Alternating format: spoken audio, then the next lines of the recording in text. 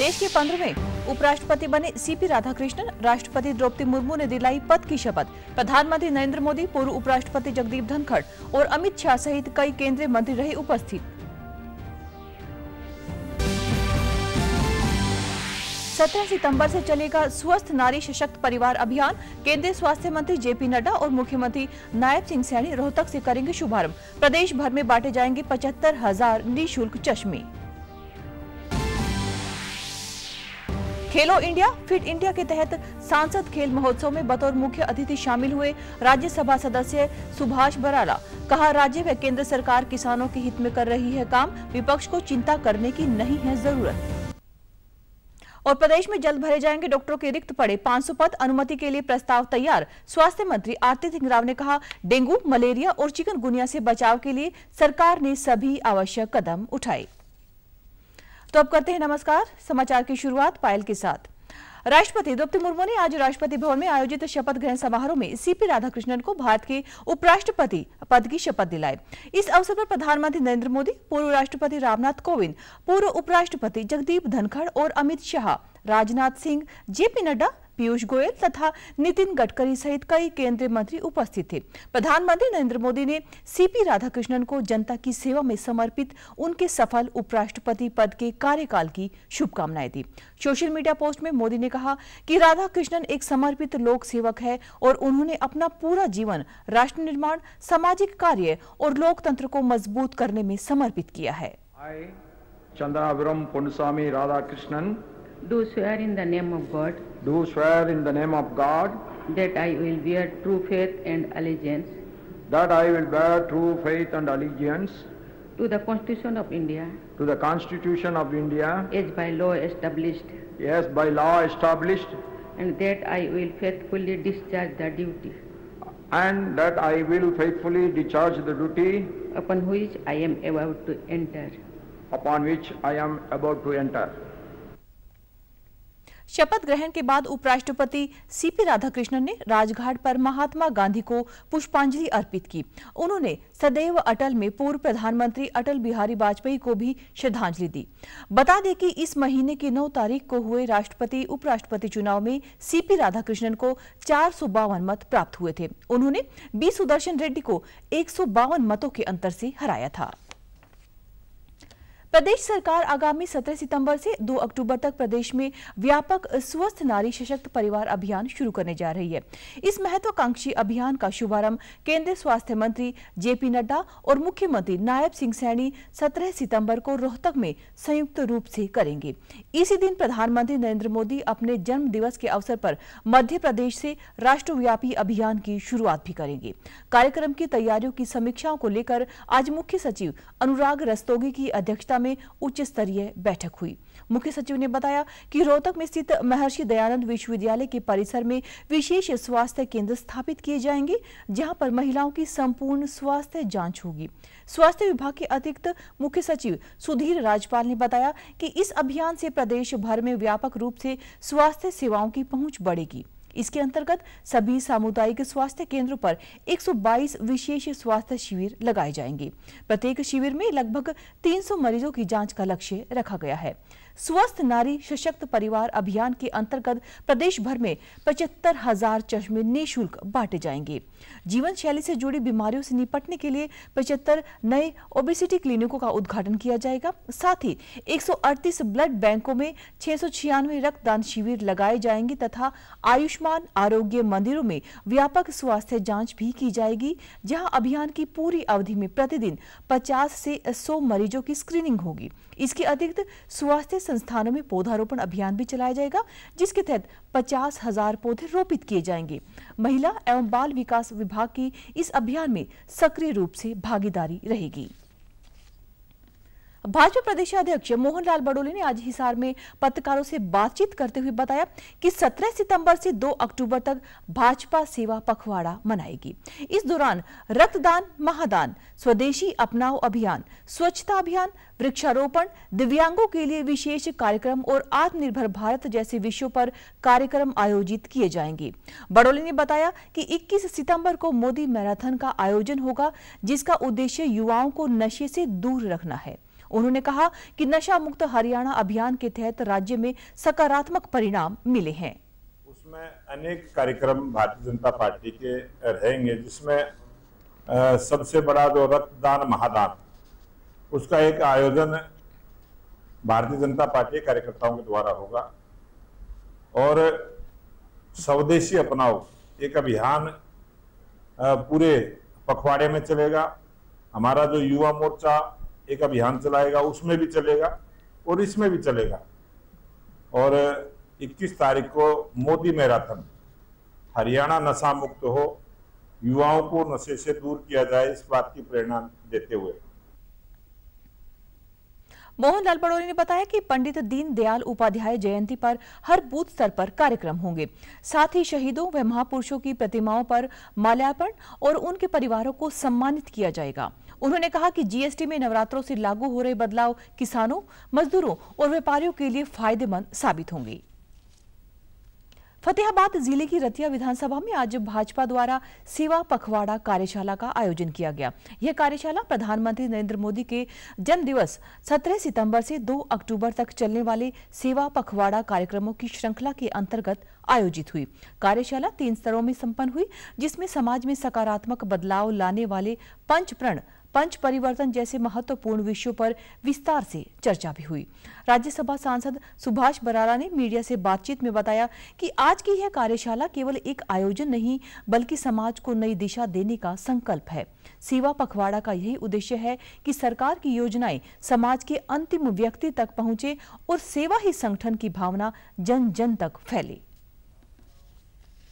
के लिए कार्यशालाएं रखी गई। इसके साथ साथ कुछ अन्य विषय भी पार्टी ने विचार करके इन कार्यशालाओं में रखने के लिए तैयारी की हुई है। उसी में आज मेरे जुम्मे पंच परिवर्तन का विषय पार्टी ने लगाया था, उसको यहाँ रतिया विधानसभा के कार्यकर्ताओं में बीच में रखने का काम मैंने किया। सिरसा के पंचायत भवन में खेलो इंडिया और फिट इंडिया अभियान के तहत सांसद खेल महोत्सव का आयोजन किया गया। कार्यक्रम में राज्यसभा सांसद सुभाष बराला ने मुख्य अतिथि के रूप में शिरकत की। सिरसा जिले के सभी खंडों से आए खेल प्रतिनिधियों ने इसमें भाग लिया। बराला ने बताया कि खिलाड़ियों के लिए रजिस्ट्रेशन 29 अगस्त से 20 सितंबर तक किया जाएगा, जबकि प्रतियोगिताएं 21 सितंबर से 25 दिसंबर तक चलेंगी। उन्होंने युवाओं से आह्वान किया कि वे बढ़ चढ़कर भाग लें और नशे से दूर रहें। मेजर ध्यानचंद जी की जयंती पर उनको श्रद्धासुमन अर्पित करने के लिए, उनको याद करने के लिए हमने आयोजित किया था। उस दिन से इसका रजिस्ट्रेशन शुरू किया था। बड़ा भव्य कार्यक्रम था। इसका रजिस्ट्रेशन ऑनलाइन शुरू हो गया है। इस उत्साह के चलते मैं कह सकता हूँ कि हमारे सिरसा लोकसभा क्षेत्र के जो बच्चे बच्चियां, बेटे बेटियां इस खेल के अंदर भाग लेंगे, निश्चित रूप से वो राष्ट्रीय और अंतर्राष्ट्रीय स्तर पर इस प्रतियोगिता और इस महोत्सव के माध्यम से अपनी पहचान बनाने में कामयाब होंगे। बराला ने उत्तर भारत में बारिश और बाढ़ से हुए नुकसान पर भी चिंता जताई और बताया कि सरकार, किसान और सामाजिक संगठन मिलकर राहत कार्यों में जुटे हैं। साथ ही विपक्ष पर निशाना साधते हुए कहा कि अब किसानों को 15,000 तक की मदद दी जा रही है, जो पहले सिर्फ 2 या 3 रुपए मिलते थे। उन्होंने कहा कि हरियाणा और केंद्र सरकार किसानों के हित में लगातार कार्य कर रही है। ऐसे में हुड्डा को चिंता करने की कोई आवश्यकता नहीं है। बादल फटने की घटनाएं हुई हैं, उनके कारण से अतिवृष्टि जो हुई है, अधिक बारिश जो हुई है, वो सारा पानी हरियाणा में आता है, पंजाब में आता है। तो पंजाब में एक बड़ी तबाही का सामना करना पड़ा है। वहाँ की प्रदेश की सरकार, वहाँ के आम नागरिक, सामाजिक संगठन, हरियाणा की सरकार नायब सिंह जी के नेतृत्व में और देश के प्रधानमंत्री, ये सब मिलकर के प्रयास कर रहे हैं। मुझे लगता है कि भूपेंद्र सिंह हुड्डा को अपनी विपक्ष की भूमिका निभानी चाहिए। हरियाणा के किसान को जो आप 2-2 रुपए के चेक देते थे, उस व्यवस्था से नायब सिंह जी और मनोहर लाल जी बाहर लेकर के आए हैं। आज 15,000 रुपये उन्होंने मुआवजा किसान के लिए जो घोषित किया हुआ है। हमारे मुख्यमंत्री नायब सिंह जी इतने सक्षम हैं कि इस बाढ़ के प्रकोप से हमारे प्रदेश को निकाल करके लेके आएंगे। किसान, मजदूर, गरीब, जिस भी व्यक्ति को नुकसान, उसको नुकसान को भरपाई करेंगे। प्रदेश के विकास एवं पंचायत मंत्री कृष्ण लाल पंवार शुक्रवार को रोहतक पहुंचे और जिला विकास भवन में लोक संपर्क एवं परिवेदना समिति की बैठक की अध्यक्षता की। बैठक में रखी गई 20 शिकायतों में से 11 का मौके पर ही निपटारा किया गया। अधिकतर शिकायतें पेयजल और सीवरेज की समस्याओं से जुड़ी हुई थी। मंत्री ने अधिकारियों को निर्देश दिए कि पुरानी पाइपलाइनों को बदला जाए और ड्रेनेज सिस्टम में सुधार किया जाए। पत्रकारों से बातचीत में जीएसटी सुधारों को लेकर उन्होंने प्रधानमंत्री नरेंद्र मोदी का धन्यवाद किया और डीजल पेट्रोल पर टैक्स कम करने की संभावना भी जताई। कमेटी की मीटिंग थी, इसमें 20 मत थे और जिसमें 11 का समाधान किया है। मेरे सामने शहर के अंदर पीने के पानी की समस्याएं, सीवर की समस्याएं ज्यादा आई है। आज मैंने अधिकारियों की ड्यूटी लगाई तो अधिकारियों ने मुझे आज बताया है ऑन रिकॉर्ड कि जो रोहतक शहर के अंदर 40-50 साल से जो पुरानी पाइपलाइन थी उनके अप्रूवल मिली है। तो थोड़ा समय लगेगा, तो मैं public health minister Ranbir Gangwa से बात करके बहुत जल्दी वो अप्रूवल निश्चित धरातल पर आए जिससे कि ये पाइपलाइन चेंज हो। अंबाला में प्रदेश के ऊर्जा मंत्री अनिल विज से विदेशी प्रतिनिधियों का एक विशेष दल मिला, जिसमें सोलर एनर्जी से जुड़ी हुई नई तकनीकों पर चर्चा हुई। इस दौरान एक विस्तृत प्रोजेक्ट प्रस्तुत किया गया, जिसमें दिन और रात दोनों समय बिजली उत्पादन के उपायों को दर्शाया गया। उन्होंने बताया कि इस नई तकनीक में दिन में सूर्य की रोशनी और रात में पराली या फाइबर जैसे जैविक पदार्थों की सहायता से बिजली बनाई जा सकती है। हैरान होंगे को 7400 टापुओं का बना हुआ एक देश है, वहां पर एक ग्रिड से बिजली देना बहुत मुश्किल काम है, क्योंकि समुद्र से तार निकालना बहुत मुश्किल होता है। तो they have prepared a model there कि एक टापू के ऊपर ही वो सारी बिजली बनाए, डे एंड नाइट की।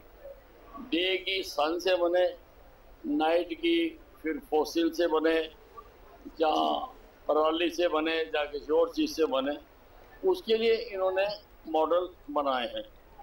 हम इनके मॉडल स्टडी करेंगे and they are very liberal in investing. तो हम चाहेंगे कि यहाँ पर 500-700 करोड़ रुपया, वो 1000 करोड़ रुपया वो इन्वेस्ट करें।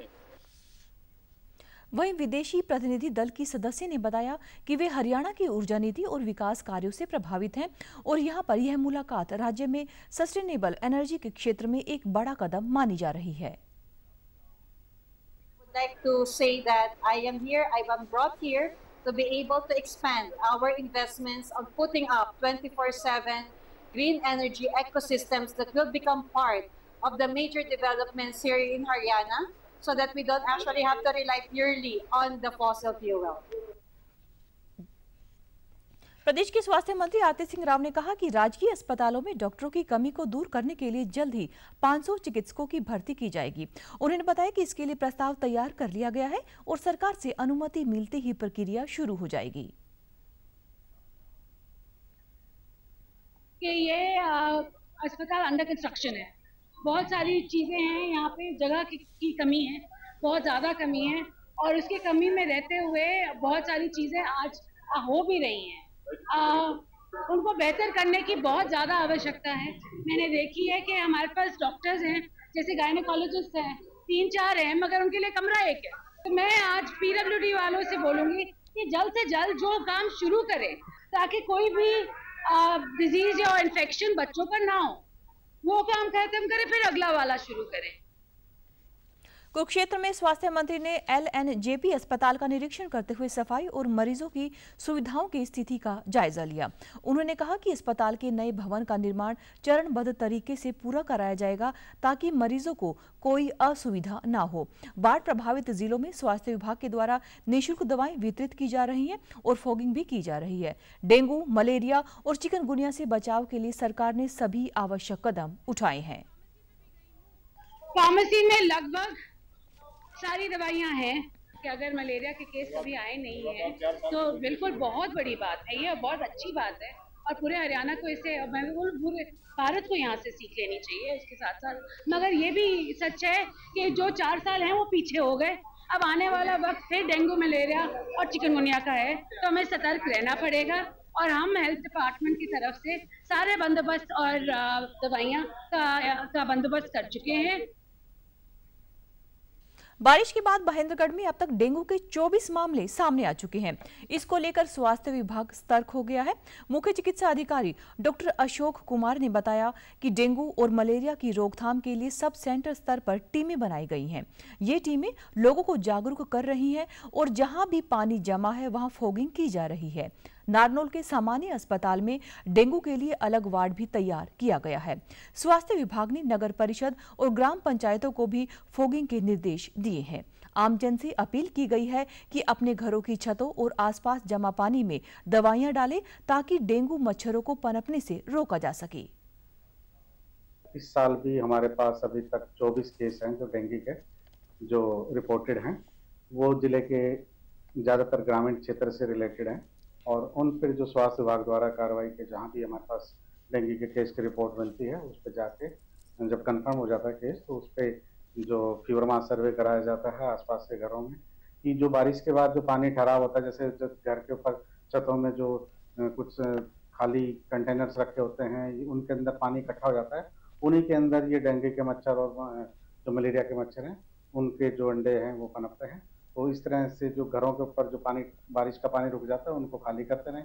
इसके अलावा भी जैसे घर के बाहर हम गाय को पानी पिलाने के लिए रख देते हैं या चिड़िया को पानी पिलाने के लिए जो रख देते हैं बर्तन, उसको भी कम से कम सप्ताह में एक बार जरूर साफ करें ताकि जो उसके अंदर जो लार्वा पनपते हैं वो ना पनपे। सरकार ने खरीफ की फसलों की खरीद प्रक्रिया के लिए मंडियों में तैयारियां पूरी कर ली हैं। धान की सरकारी खरीद शुरू की जा रही है, जबकि बाजरा व कपास की खरीद की तिथि 1 सप्ताह में घोषित की जाएगी। आपको बता दें कि अब की बार धान का समर्थन मूल्य 2,369 रुपये, बाजरा 2,775 रुपये और कपास का 7,710 रुपये प्रति क्विंटल तय किया गया है। इस बार अधिक नमी के कारण फसलों की गुणवत्ता पर असर पड़ सकता है, जिससे खरीद प्रक्रिया प्रभावित भी हो सकती है। भिवानी के मंडी अधिकारियों ने किसानों से अपील की है कि वे फसल को अच्छी तरह से सुखाकर ही मंडियों में लेकर आएं। मार्केटिंग बोर्ड के मेंबर सुरेंद्र सिंह और मंडी सुपरवाइजर योगेश शर्मा ने बताया कि मंडियों में सभी मूलभूत सुविधाएं सुनिश्चित कर दी गई हैं और कर्मचारियों की उपस्थिति पर नजर रखी जा रही है। जैसे गवर्नमेंट के आदेश आएंगे उसके अनुसार उसकी खरीद की जाएगी। कि जो स्कीम्स हैं, यदि गवर्नमेंट डायरेक्ट खरीदेगी या प्राइवेट परचेज खरीदेगा, भावांतर भरपाई बहुत अच्छी स्कीम है गवर्नमेंट की। और अभी क्योंकि गवर्नमेंट की तरफ से डायरेक्शन आनी इसमें बाकी है, तो अगले 1 हफ्ते तक 10 दिन में ऐसी डायरेक्शन गवर्नमेंट की तरफ से आ जाएगी। इसके लिए तैयारियां हमारी ठीक है, हर मंडी में तैयारियां पूरी हैं, बेसिक कम्युनिटी ठीक है, स्टाफ हमारा तैयार है। तो जैसे ही ये प्रोड्यूस आती है तो काम शुरू हो जाएगा। जो भी जमींदार अपना बाजार लेके आएगा या कपास लेके आएगा, कोई भी कम्युनिटी लेके आएगा, तो उसको किसी प्रकार की कोई भी असुविधा होने नहीं दी जाएगी। जमींदार अपना काट के सुखा के लाएं। तो अब की बार कुछ पहले है बाजरे की जो फसल है, क्योंकि जो बारिश हो रही है और जमींदार चाहता है जल्दी जल्दी बाजरा कटाई करके और सेशन की बिजाई की जाए। तो मैं जमींदार भाइयों से ये भी आग्रह कर रहा हूँ कि ऐसे स्थान के ऊपर सिल्टी अपना जो बाजरे की सिल्टी वगैरह होती है वो ऐसे स्थान पर रखें तो वो सूख जाए, सुखा की मंडी में बाजरे लेके आए ताकि किसी जमींदारों को परेशानी न उठानी पड़े। कैथल जिला, जिसे धान का कटोरा कहा जाता है, इस बार इस जिले में 1,60,000 हेक्टेयर भूमि पर धान की खेती हो रही है, जिसमें से 35,000 हेक्टेयर पर बासमती धान उगाया गया है। पर अब की बार मौसम में बार बार हो रहे बदलाव और तेज बारिश के कारण धान की फसल में कई गंभीर बीमारियां फैल गई हैं। कृषि उपनिदेशक डॉक्टर करमचंद ने किसानों को सलाह दी है कि वे बिना वैज्ञानिक सलाह के अंधाधुंध दवाइयों का प्रयोग न करें, खेतों की लगातार निगरानी करें और जरूरत पड़ने पर कृषि विशेषज्ञों से संपर्क भी करें। उधर किसानों ने सरकार से फसल नुकसान पर आर्थिक सहायता की मांग भी की है। स्टार्टिंग में जो अगेती धान लगाई गई थी, विशेषकर हाइब्रिड, उसमें बोनेपन की बीमारी जिसको फीजी वायरस कहते हैं वो काफ़ी आई थी, स्टंटेड ग्रोथ हो गई थी, ग्रोथ कम हो गई थी कुछ पौधों में। तो किसानों को अकॉर्डिंगली सलाह दी थी हमने कि उन पौधों को उखाड़ के फेंक दें और जो भी कीटनाशक दवाई है, जो सफ़ेद पेट वाला तिल्ला है, चेस या अन्य कई दवाइयाँ मार्केट में उपलब्ध हैं, उनका स्प्रे करें ताकि वो सफ़ेद पेट वाला तिल्ला उस बोने पौधे में बैठ के और उसका इन्फेक्शन दूसरे पौधे तक ना पहुंचाए। कोई किसान मित्र हैं खराणे की तरफ भी, वहाँ भी गए थे कल मिलने, उनके भी वहाँ फसल में, क्योंकि स्प्रे भी चलो कहते हैं, चलो ये तो वेदर है, अभी लेट हुई है थोड़ी बहुत ही, उन पे भी मतलब भी हल्दी रोग का भी प्रकोप ज़्यादा है और जाड़ पे तो देखो जी बिल्कुल रहेगा। अब की बार कुछ भी नहीं कह सकते। अब तो देखो जी अब 2-4 दिन में 1509 कटनी आनी भी शुरू होगी है कैथल मंडी में। लगातार दोबारा स्प्रे होने तो बाद भी फिर हुण जीरी पकाण ते आई पई है और हुण फिर दोबारा कोई ना कोई शीत ब्लास्ट तो लैके कोई झुलस रोग आ गया है। इस करके कई डॉक्टर भी आउंदे ने खेतां 'च, लेकिन समझ तो बाहर होया पिया सिस्टम और सानू सारे जिमीदारां नूं बड़ी परेशानी इस टाइम हुई है और असी सरकार अगे अपील भी करने हैं कोई ना कोई डॉक्टर साहब की टीमां भी साडे खेतां 'च पड़न और साडा कोई मसला हल करन। प्रदेश खाद्य एवं औषधि प्रशासन विभाग की पहली समीक्षा बैठक पंचकूला में हुई। इसमें खाद्य सुरक्षा को लेकर दूध व फल सब्जियों की गुणवत्ता पर विशेष चर्चा की गई। संयुक्त आयुक्त DK शर्मा ने बताया कि विभाग ने 2024-25 में 1 करोड़ 73 लाख का जुर्माना लगाया, जिसमें 85 लाख रुपए वसूले जा चुके हैं। खाद्य मिलावट के 3 स्तरों असुरक्षित, घटिया व गुमराह सामग्री पर सजा व जुर्माने का प्रावधान है। हरियाणा में 2 स्थायी लैब चंडीगढ़ व करनाल में है और 28 नई मोबाइल लैब वैन भी जोड़ी गई हैं। ये वैन जांच व जागरूकता दोनों में सहायक होंगी। विभाग की वेबसाइट व हेल्पलाइन ने नागरिक जानकारी व शिकायत दर्ज आप कर सकते हैं। मिल्क एंड मिल्क प्रोडक्ट में जो आजकल मिलावट है ज़्यादा, उस पर कंट्रोल करने के लिए, तथा दूसरा हमारे फ्रूट्स एंड वेजिटेबल की जो राइपनिंग होती है केमिकल के द्वारा, उसको कंट्रोल करने के लिए वह अधिक से अधिक जनता को सहयोग देने के लिए तथा जनता को जागरूक करने के लिए मेन हमारा आज की मीटिंग का फोकस था। पब्लिक को जागरूक करने के लिए हमने 28 वैन खरीद रहे हैं हम, मोबाइल फूड टेस्टिंग वैन, जो NCR के 14 जिलों में, हर जिले में 2 लैब काम करेंगी, जो जागरूकता का भी काम करेंगी और साथ में पब्लिक अगर कोई अपना पर्सनल कोई सैंपल टेस्ट करवाना चाहता है, किसी को किसी चीज़ पे मिलावट का संदेह है, तो उसमें टेस्ट करवा सकता है। त्योहारी सीजन नजदीक आते ही फूड एंड सेफ्टी विभाग एक्शन मोड में आ गया है। फरीदाबाद NIT विधानसभा क्षेत्र में CM line, food and safety विभाग और पॉल्यूशन डिपार्टमेंट की संयुक्त टीम ने 2 रसगुल्ला गोदामों पर छापा मारा। फूड सेफ्टी विभाग अधिकारी पुनीत शर्मा ने बताया कि मौके से 200 से 250 किलो रसगुल्ले बरामद हुए हैं, जिनके सैंपल जांच के लिए भेजे गए हैं। अगर सैंपल फेल पाए गए तो संबंधित गोदाम मालिकों के खिलाफ सख्त कानूनी कार्यवाही होगी। उन्होंने कहा कि लोगों की सेहत से खिलवाड़ करने वालों को किसी भी सूरत में बख्शा नहीं जाएगा। इसके अंदर मिठाइयाँ, रसगुल्ले वगैरह बनाए जा रहे हैं और डिस्ट्रीब्यूशन का काम है। इसी संदर्भ में आज एक संयुक्त टीम बनाकर यहाँ इंस्पेक्शन की गई है और नमूने लिए गए हैं।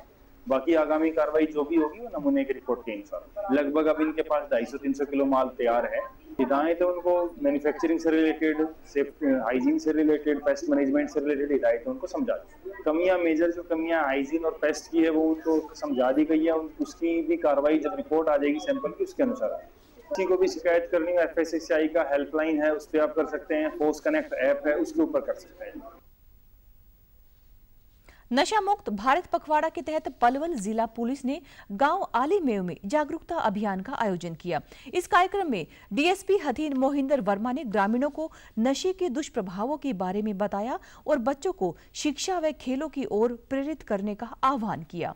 डीएसपी ने बताया कि पुलिस अधीक्षक वरुण सिंगला के नेतृत्व में जिले में नशा तस्करों पर लगातार कार्यवाही की जा रही है और अब तक सैकड़ों आरोपियों को जेल भेजा गया है। उन्होंने नशा मुक्ति टीम के कार्यों की सराहना करते हुए कहा कि कई युवाओं को इलाज कराकर मुख्य धारा से जोड़ा गया है। ग्रामीणों ने भी संकल्प लिया कि पलवल को ड्रग फ्री बनाने में हर व्यक्ति अपनी भागीदारी सुनिश्चित करेगा। कि गांव में जो युवा वर्ग है या कोई भी व्यक्ति है जो नशा को की लत में पड़ चुका है, उसके हमें बतलाए, हम उसका इलाज करवाएंगे। उसका नाम वगैरह भी हम इधर उधर कोई उजागर नहीं करेंगे। और जो सोर्स है, जो पेडलर हैं, जो अगर वो यहाँ पर बेचते हैं, उसके बारे में हमारे को इन्फॉर्मेशन दें, उनके खिलाफ सख्त कार्रवाई करेंगे। जो गांव में पूरे हम 21 व्यक्तियों के यहाँ पे सरपंच साहब ने मोहल्ला वाइज अलग अलग कमेटियाँ बनाई हुई है, जो गाँव के लोग पूरे इस बात में जागरूक है, पूरा वो उन्होंने हमारे को सहयोग किया है। हम पिछले 1-1.5 महीने से इस मुहिम को चलाए हुए हैं और इसके लिए हम लोग दिन रात मेहनत कर रहे हैं और उसका रिजल्ट भी और उसका अच्छा परिणाम हमें नजर आ रहा है कि हमारा जो कमेटी का मामला है, उन्होंने बहुत अच्छे से इसको संज्ञान में लेते हुए और कहते हैं कि साफ ईमानदारी और अच्छी नीयत के साथ में वो लोग काम कर रहे हैं। दिल से अपील करता हूँ कि बराए मेहरबानी इस नशे की लत को जो है आप लोग खत्म करने की कोशिश करें और गाँव-गाँव इस अभियान को चलाएं। पंचकुला में 18वीं हरियाणा राज्य स्कूल गेम्स का आयोजन 12 से 14 सितंबर तक किया जा रहा है। इस खेल महोत्सव के तहत अंडर 14 और अंडर 19 बालिकाओं के लिए बेसबॉल और क्रिकेट प्रतियोगिताएं करवाई जा रही हैं, जिसमें प्रदेश के 17 जिलों से करीब 500 खिलाड़ी भाग ले रहे हैं। बेसबॉल मुकाबलों का शुभारंभ सेक्टर 16 स्थित सेंट सोल्जर स्कूल में जिला शिक्षा अधिकारी संध्या छिकारा ने किया। उन्होंने बताया कि बेसबॉल में 15 जिलों के 240 खिलाड़ी, जबकि क्रिकेट में 17 जिलों से 250 से ज्यादा खिलाड़ी भाग ले रहे हैं। खिलाड़ियों के रहने खाने की समुचित व्यवस्था शिक्षा विभाग के द्वारा की गई है। ऑल ओवर हरियाणा और अराउंड 240 स्टूडेंट्स हमारे इसमें पार्टिसिपेट कर रहे हैं अक्रॉस 15 डिस्ट्रिक्ट्स एंड जो है बहुत अच्छा हमने अपनी तरफ से बेहतर इनका अरेंजमेंट करने का प्रयास किया है। स्टेइंग अरेंजमेंट है या प्लेग्राउंड है और हमारी टीम जो है बच्चों की सेफ्टी सिक्योरिटी को ध्यान में रखते हुए और डिफरेंट कोचेस जो हमने रेफरी के तौर पे लगाए हैं, तो फेयर एंड ट्रांसपेरेंट जजमेंट्स इसमें हम देंगे और बेस्ट टीम इनमें विन करेगी। तो पूरे हमारी टीम के सहयोग से हम एक सफल आयोजन करने के लिए प्रतिबद्ध हैं। प्रदेश के भिवानी जिले को मिनी क्यूबा कहा जाता है और इसके पीछे एक खास परिवार का योगदान है, कैप्टन हवा सिंह शुरान का। उन्होंने 1986 में भिवानी में मुक्केबाजी की शुरुआत की और 2 बार एशियन चैंपियनशिप रहे। उन्हें अर्जुन अवार्ड और मरणोपरांत द्रोणाचार्य अवार्ड से भी नवाजा गया। उनके बेटे संजय शुरान ने भी इस परंपरा को आगे बढ़ाया और अंतर्राष्ट्रीय स्तर के कई खिलाड़ी तैयार किए, जिनमें पूजा बोहरा, सचिन, दिया और नमन शामिल हैं। अब तीसरी पीढ़ी में उनकी बेटी नुपुर शुरान वर्ल्ड चैंपियनशिप मुक्केबाज है और वह लिवरपूल में प्रतियोगिता की तैयारियों में जुटी है। 1986 में बॉक्सिंग स्टार्ट करवाई भिवानी में, जिसे आज हम मिनी क्यूबा ऑफ इंडिया भी बोलते हैं। और सर उनके मतलब जो स्टूडेंट्स थे बहुत से अर्जुन अवार्डी हैं, ओलंपियंस हैं, वर्ल्ड मेडलिस्ट हैं और उन्हें सर 2000 में द्रोणाचार्य अवार्ड मिला था। मेरे father Asian medalist Bhim awardee. जो हमारे गुरु जी फादर कैप्टन हवा सिंह जी द्रोणाचार्य थे, अर्जुन अवार्डी थे और 2 बार एशियन गेम में गोल्ड मेडल था, भीम अवार्डी थे। उसके बाद मैं खुद भी भीम अवार्डी रहा हूँ, एशियन मेडलिस्ट रहा हूँ। अब मेरी बेटी वर्ल्ड चैंपियन है, वर्ल्ड की नंबर 1 बॉक्सर है। इसके साथ ही हमने खुद तो किया, लेकिन बहुत अर्जुन अवार्डी ओलंपियन बच्चे बहुत बॉक्सर तैयार भी किए हैं, अपने प्रदेश का नाम रोशन किया है। ये दरअसल क्या है, हम आज 65 साल हो गए, 65-70 साल हो गए इस बॉक्सिंग को गेम को चलाते हुए। फैमिली 3 पीढ़ियाँ चला रही हैं, तीनों पीढ़ी अंतर्राष्ट्रीय हैं, तीनों पीढ़ी नेशनल हैं, इंटरनेशनल मेडलिस्ट हैं। संजय शुरान की पत्नी मुकेश, जो खुद राष्ट्रीय बास्केटबॉल खिलाड़ी रह चुकी है, परिवार की खेल परंपरा को मजबूती से निभा रही है। इस परिवार की बदौलत भिवानी के कई युवा खेल क्षेत्र में सरकारी नौकरियों में हैं। मेरी फैमिली में मेरे ससुर जी जो बॉक्सिंग की शुरुआत की थी और अब मेरी बेटी उसी शुरुआत की हिस्सा बनी है। तो हमारे टोटल 50, 55, 60 के करीब मेडल सिर्फ बॉक्सिंग में है तीनों के। अभी तो बेटी खेल ही रही है। जो हमारे ससुर जी ने शुरुआत की थी उसी रास्ते पे मैं और मेरे हस्बैंड चल रहे हैं। बहुत मेहनत करते हैं दिन रात, कभी भी ऐसा नहीं, मैं नहीं देखती कि कभी चाहे आंधी तूफान हो, कभी ग्राउंड पे जाना इनका कभी मिस नहीं होता। हालांकि ये किसी की नौकरी नहीं करी है, खुद के और नौकर और खुद के ही मालिक हैं, फिर भी बहुत डिसिप्लिन है इसको लेके कि चाहे आंधी तूफान कुछ भी है, भी ग्राउंड में तो जाना ही है। अंतर्राष्ट्रीय मुक्केबाज अमित और अंजलि सहित कई खिलाड़ी मानते हैं कि उनकी सफलता के पीछे शुरान परिवार का बड़ा योगदान है। यह परिवार भिवानी को खेलों का गढ़ बनाने में एक मिसाल बन चुका है। मैं अपने संजय को सहवास ट्रेनिंग करता हूँ, मतलब काफ़ी टाइम हो गया मेरे को, 12-13 साल हो गए ट्रेनिंग करते, और मैं एक से नेशनल मेडलिस्ट हूँ और रेवेन्यू डिपार्टमेंट में जॉब भी करता हूँ। तो मतलब अभी अपने जो नूपुर शुरान है, जो कोच साहब की बेटी है, तो वो वर्ल्ड चैम्पियनशिप के लिए गई हुई है और काफ़ी अच्छा करेगी, उम्मीद है भिवानी और हरियाणा का ही। तो समाचारों में आज के लिए बस इतना ही। नमस्कार।